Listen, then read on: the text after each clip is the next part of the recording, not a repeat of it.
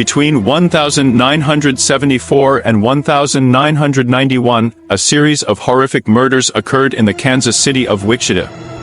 The man responsible for these heinous actions, Dennis Rader, president of the church council of one of the local churches, has been hiding from the authorities for more than 3 decades, receiving the nickname Beck for his trademark way of acting: bind, torture, kill. It all started in 1974, when 4 members of the Otero family were found brutally murdered in their home. After that, for 17 years, the Rader continued to kill at least a dozen victims on his account. He carefully planned attacks, followed people, and tried to attack either by infiltrating them in the house or in deserted areas, after which he tied them up, brutally tortured, and eventually killed. The criminal not only remained elusive, but also mocked the investigation. He sent letters to the police and local newspapers in order to sow more fear in society. Moreover, in his letters he gave detailed accounts of the murders he had committed, told how he tortured the victims, and exactly how he killed them. The Rader photographed the corpses of his victims, called the police himself, in short, braved as much as he could. Law enforcement agencies, both local and federal, have spent decades searching for the killer. And the breakthrough in the case came in 2005, when the desire for attention ruined the Rader. He once again began sending mocking letters and cryptic messages to local media and authorities, bragging about his accomplishments. Authorities were able to link DNA evidence from a discarded cereal box to the Rader, as well as metadata from a floppy disk he sent to a newspaper, which eventually led to his arrest.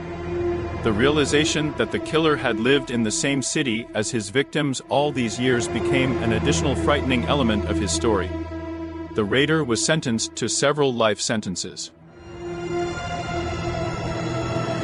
McCullough Fellows and Karen Hadaway, 2 girlfriends who lived in the suburbs of Brighton, went for a walk on October 9, 1986, but did not return in the evening.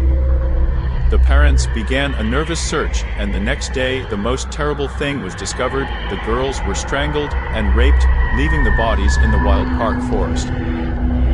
Russell Bishop, one of the volunteers involved in the search, who is familiar with the dead, came under suspicion. He was detained, but despite the large amount of evidence, he was acquitted in 1987 due to a number of mistakes made by the prosecution in the process, including mishandling of evidence and inconsistencies in witness statements. The lack of direct evidence of Bishop's involvement in the crime led to his release. Years later, new circumstances allowed for a re-examination of the evidence, which led to the discovery of Bishop's now unimportant items of clothing related to the crime scene.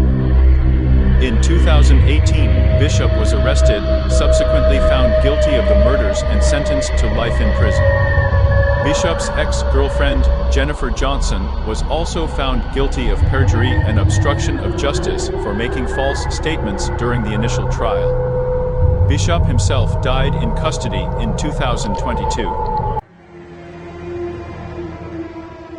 Sycamore, Illinois, was a quiet town until the fateful day in December 1957, when a 7-year-old girl named Maria Rudolph disappeared without a trace.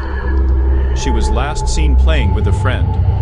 Her disappearance caused a shock, and all the residents of Sycamore made a lot of efforts to find Maria. But the search yielded nothing. Days turned into weeks, those into months, and Maria's whereabouts remained a mystery. The case has stalled. The investigation was resumed in the early 2010s. Thanks to advances in forensic science, the authorities re-examined the evidence and examined the testimony of witnesses. A new investigation has led to the identification of a potential suspect, Jack McCullough, a former neighbor of the Rudolph family. McCullough's arrest and subsequent trial have shed light on the chilling details of the crime. The witnesses testified, and it turned out that the case was filled with false versions, misinformation, and errors of the forensic medical examination of the 1950s. McCullough's conviction was a kind of closure for Maria's family and the community. But it wasn't the end. In March 2016, a new analysis of the evidence after the sentencing showed that McCullough simply could not have been present at the very place during the probable abduction of Maria Rudolph. For example, phone records from the Illinois Bell showed that McCullough called his mother that evening from a payphone in downtown Rockford, and not from Sycamore. McCullough was released and found not guilty. Marius' murder remains unsolved. Great Britain, April 23, 1968. Roy Tootle, affectionately called Tats by his peers, was driving home from Kingston Grammar School as usual but did not make it. Tootle's body was found 3 days after his disappearance outside the gates of Churchley Court in Mickleham with signs of strangulation and sexual assault. The investigation that followed the heinous crime turned out to be a difficult task for law enforcement agencies. Despite the fact that the authorities made a lot of efforts, the case remained unsolved for 33 years. It was only in 2001 that Brian Lundfield, who had previously committed crimes against children, confessed to what he had done after receiving the results of. Field told about the last minutes of Tootle's life. He offered the boy a ride home, then brutally raped and strangled him. In 2001, Brian Lundfield was sentenced to life in prison.